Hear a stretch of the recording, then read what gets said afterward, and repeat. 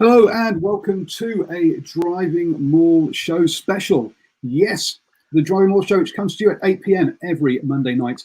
But you know what? When we have big news, we have to get on the blower and have a chat with you. And if all I have to do is sort of stand up a little bit, and you can probably see what the news is going to be. Look at my jersey.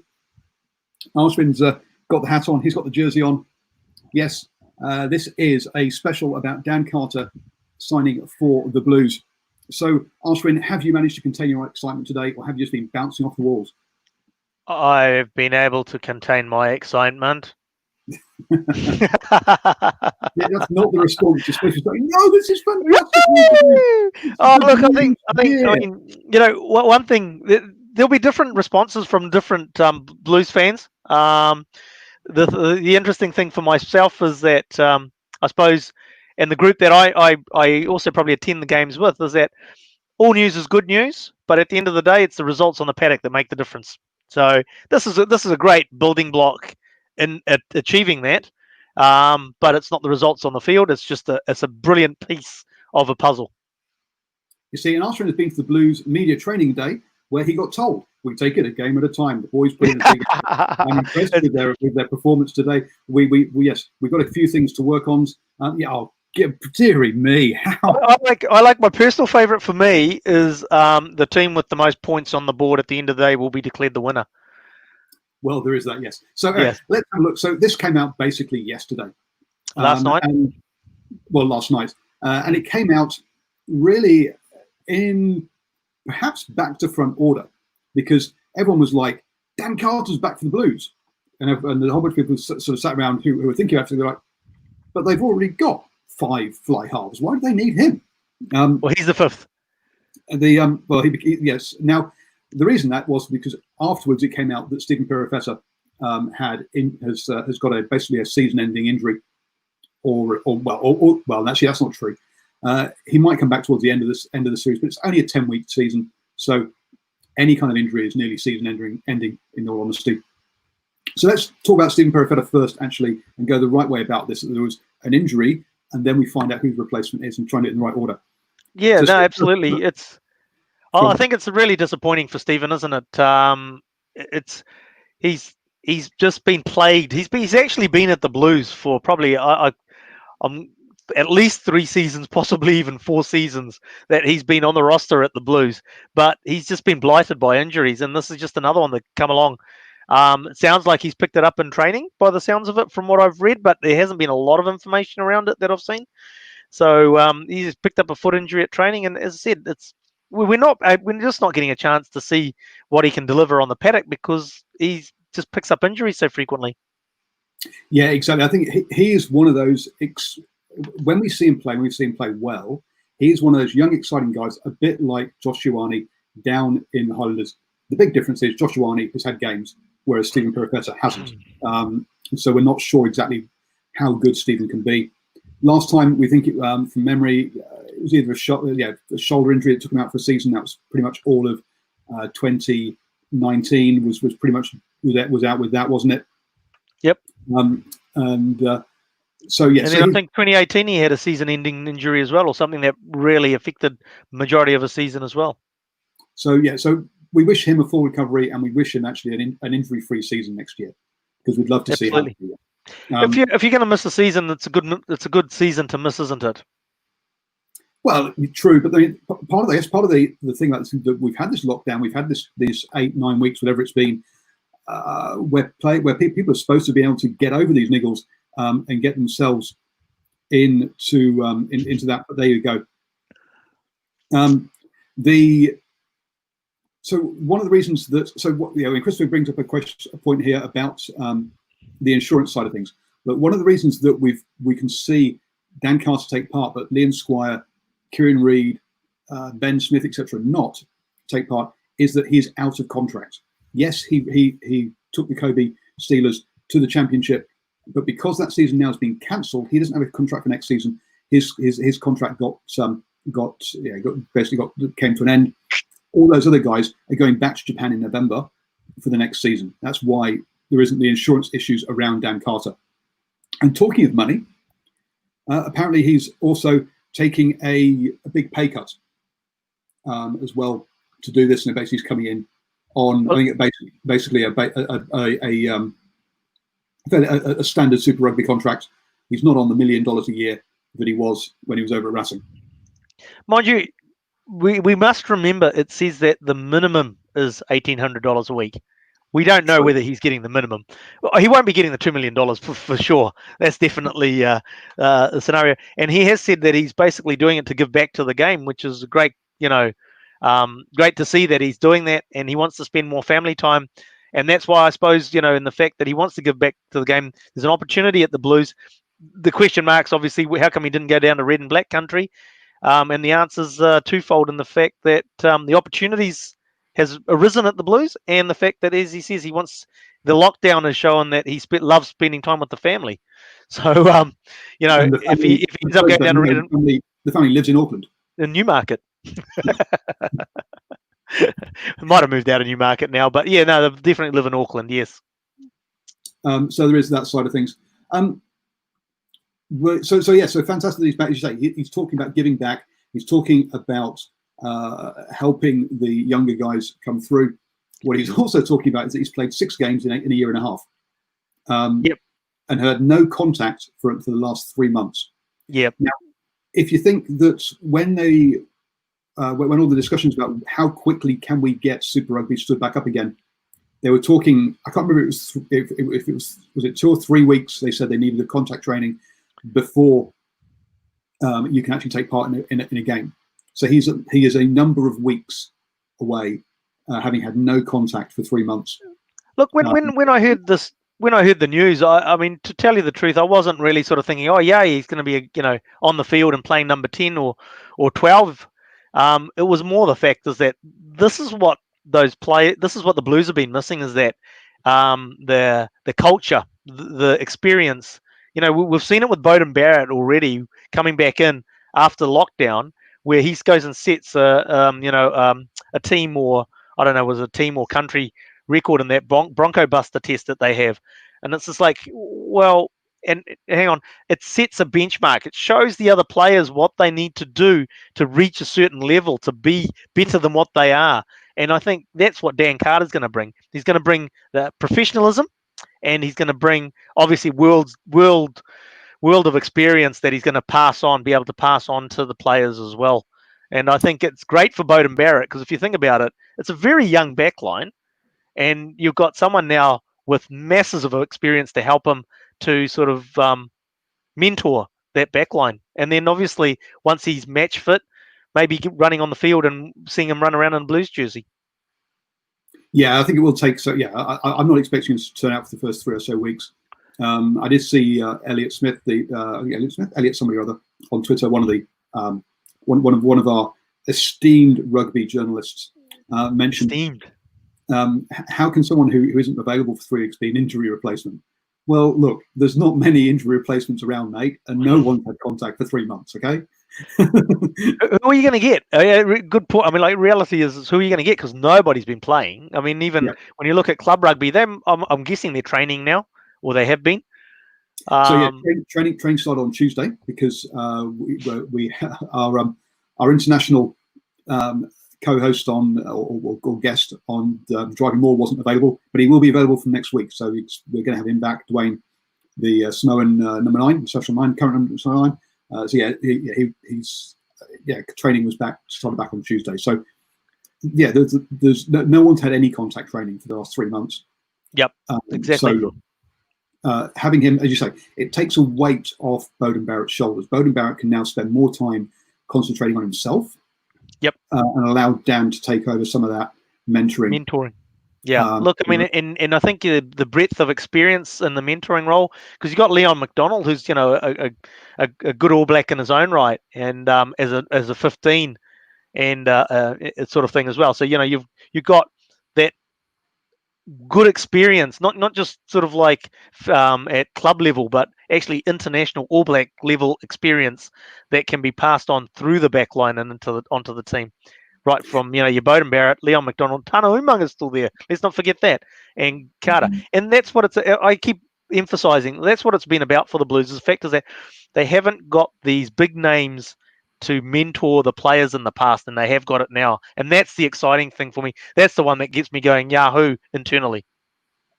And look, we've seen Aaron Smith has been tweeting the picture of a goat saying the goat is back, and other players saying that as well. So here's a guy. If anyone's watched the Last Dance with the Michael Jordan interview, here's a guy who walks in, and everybody will immediately listen. Right now, there's only a couple of players who will be who he will scare. They'll be just too scared to talk to him because he is such a goat. And he's going to have to break down those barriers, and I think he's the kind of guy who will. But yeah, there's no one here who's going to answer back to him, and he's going to have a similar effect, I would expect, that someone like Johnny Wilkinson had at when he was at Toulon. Now, remember, Johnny Wilkinson had players like Victor Matfield, Niles Botha in his team, and they were scared to not train up to his level. Right? They're big, hard guys who are some of the best Springbok locks ever to have played, and that's the kind of impact that Dan Carter will have with these guys. Is he'll make everyone train to his level. Oh look, you got to look at it and say, hey, look, there's a 38-year-old man who's outrunning me. That's a bit embarrassing. So you can't let that happen, can you? He's out benching me. He's outrunning me. He's out bronco busting me. You can't let that happen, can you? No. Now. So when he does get back up to full fitness in 4 weeks' time, 5 weeks' time, what number does he wear? Well, it's an interesting scenario. If we just take a step back and take Dan Carter out of the picture at the moment, and we look at the Terry Black and Beauden Barrett scenario, and you go back prior to COVID-19 problems, and the Blues were traveling along quite nicely, and with Terry Black at 10. So my view was the fact that with Terry Black and Beauden Barrett in the same, you're looking at playing both of them, and you're having them at 10 and 15. Now you start bringing Carter in when he does get it. Initially, I think obviously in 2-3 weeks' time he'll start off the bench, and I like the idea of having that experience on the bench to change your game plan up or to close the game out. And conversely, the other option is you could sort of run him, run him at 12. So you've got a Beauden Barrett at 10, no Terry Black at 15, and you've got Dan Carter at 12. Now you got to. That's something you have to manage because TJ Faiani's been doing a bloody good job at 12.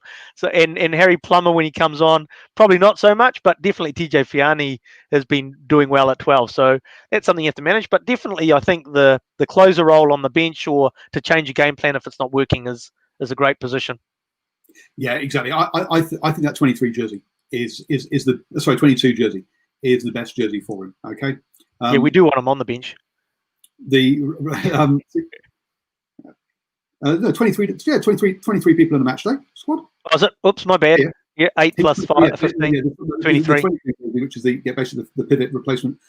Because, people have been talking about him potentially playing 12. Personally, he's 38. Do you want him in that channel? Yep. For me, getting bashed. So no, I'm no contact for 3 months, and 38.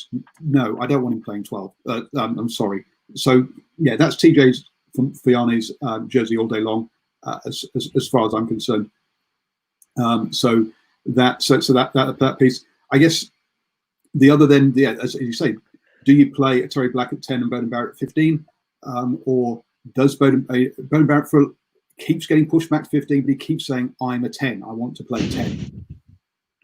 So see how that pans out. But I mean, even Dan Carter's grand says he might not play, folks. Yeah, he might be just there. And if he does play in that 22 jersey, it might be to give Beauden Barrett or a Terry Black a rest, a break, right? Yep. It's going to be a hard. Okay, so it doesn't matter whether you're talking about talking Super Rugby, whether you're talking about New Zealand Conference, Australian Conference, or South African Conference. One thing all the teams say is it's the hardest game in Super Rugby is your derby game, which is not a true derby, but what they mean is that interconference games is the hardest. And here you've got 10 weeks of interconference derbies, and it's going to be brutal. There is going to be I can't think of the word, but there's going to be injuries happening, and you're going to need players to have breaks. So that's definitely an option. I mean, you'll need to have that depth on the bench or in the squad. There's going to be some rotation, folks. So look, the first time Dan Carter gets put on there, don't go. Please, people, don't go. Oh, Terry Black's been dropped. He's never going to play again. No, that's not the situation. Or Bowden Barrett's been dropped to Terry Black starting and Carter's on the bench. Look, no, that's to give him a break, okay, rather than to burn him out. To be fair, going back over the last recent history of the Blues, a player that scenario would be, that player's been dropped. But what the Blues have never been able to get to is a point where they're at now and say, hey, we can do proper rotation where we don't burn out our players, because we can actually we've got confidence in our squad and obviously in the number 10 jersey to be able to rotate them through as we require them, so that they're fresh and not getting run down and worn out. Yeah. So that's the situation. I guess the other talking point to come out of this is how this news came out, because the way it came out was a screenshot of a WhatsApp message to the team. So a member of the team has either deliberately leaked it because, hey, that's what the Blues have decided to do, or someone has basically taken the head coach's trust and broken it by giving this by screenshotting it and giving it to the press. So there is potential there for some squad disunity, mistrust around this, but let's hope that doesn't. I don't see it as a big problem. To tell you the truth, I think it's either there's one or two things, and one is probably a little bit more of a issue than the other, and that's the fact as a senior player who would have contacts in the media world, because the juniors won't. The senior player sort of says, "Oh, hey, I'll give it to my mate who's in the media, and here's a tip." That the other thing that possibly happened was that it was a junior that released it out and got all excited. It's like, oh my god, Dan Carter's coming. Which, if that was the case, then that's actually not a bad thing at all. Is the fact that there's the excitement in the squad of seeing Dan Carter joining them is, I think, would actually lift the squad rather than have the adverse effect of the message being released. There might be, if that was the scenario, old Leon McDonald might have a word on the side saying, next time just check with me, mate, sort of thing. I think when we look at leaks in general, when we come out, we've got leaks in the world that are far more important than that coming out, so I don't think it'll be too much of a drama at all. Oh yeah, don't get me wrong. Yeah, of course there are more important leaks than that, but it's and also next time, folks, please, I would crop the top bit so you don't give out the details of the GPS report. I was going to say I'm sort of thinking that the reason why I don't think it's as serious as it is, I actually initially I heard that it's possibly it was leaked by a WhatsApp message being sent to a journalist sort of thing, and just before we jumped on, I actually saw the message, and the way that it's phrased and the way it's worded, it was already basically a done deal and released it. So it wasn't something that was, hey boys, keep this under your hat because we're in talks with Dan Carter. The signature was on the dotted line and the like, so it was just more dissemination of information. Oh, it was, but and I'll be honest, the Blues have not handled this very well on the media side, folks. Because you know what? There's still no article up on the Blues website. There's still no article up on the Blues Twitter page. There's still no article up on the Facebook page. Yes, they put out some videos of him there, but there's no press release to say, hey, he's signed. You're like, folks, come on, this is basic media. Yes. Well, part of the cropped message is I think the social media person at the Blues going, holy hecker, I better get a video ready. Yes. so it doesn't appear that the full video has been quite made yet. We have seen videos of him putting his jersey on and socks on and stuff like that, which is but yes, seriously, guys, you should at least have. It's funny, isn't it? That's probably a good topic for a DrivingMaul session. Is the fact is that how poorly social media is actually done by Super Rugby sides. Oh, geez, no, don't start And you me. can get Ryan started on team naming Thursday with the Crusaders You'll see me rocking in the corner, in a fetal position, crying, going, "This is so bad. They could do so much better. Why can't they call me? Give me a job."